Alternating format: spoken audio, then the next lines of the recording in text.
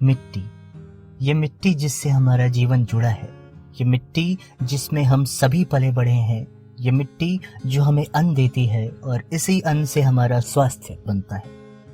क्या हमने कभी मिट्टी के स्वास्थ्य के बारे में सोचा है?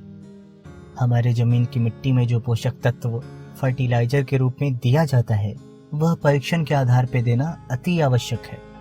मिट्टी में मौजूद इन्हीं पोषक तत्वों का असर मनुष्य और पशु पक्षियों के भोजन पर होता है।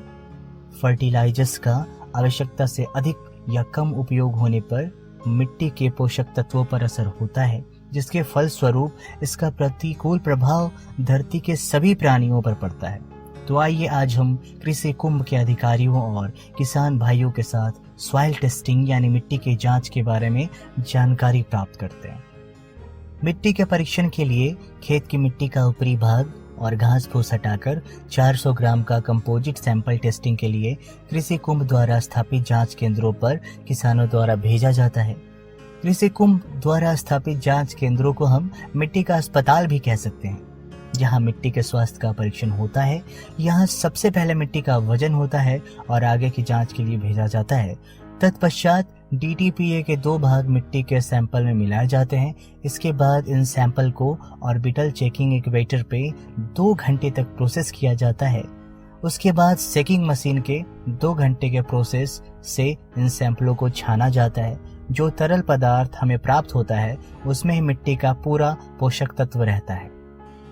आगे के प्रयोगशाला में इन नमूनों को डबल एस मशीन में प्रोसेस किया जाता है।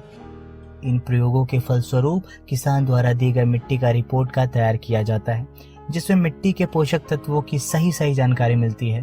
कृषि कुंभ इस रिपोर्ट कार्ड के आधार पर किसान भाइयों को जानकारी देता है कि उनके खेत की मिट्टी में किन पोषक तत्वों की अधिकता या कमी है। मिट्टी के इस स्वास्थ्य परीक्षण के द्वारा कृषि कुंभ किसानों को सुझाव देता है कि उनके खेतों में कितना और किस प्रकार का फर्टिलाइजर्स का उपयोग करना चाहिए, जिससे आपके मिट्टी का स्वास्थ्य पूर्णतः ठीक रहता है और आप और आपके पशु पक्षी पूर्ण रूप से स्वस्थ रहते हैं। कृषि कुंभ के साथ विजय आपकी। आइए कृषि कुंभ के साथ अपने भूमि को देवभूमि बनाएं।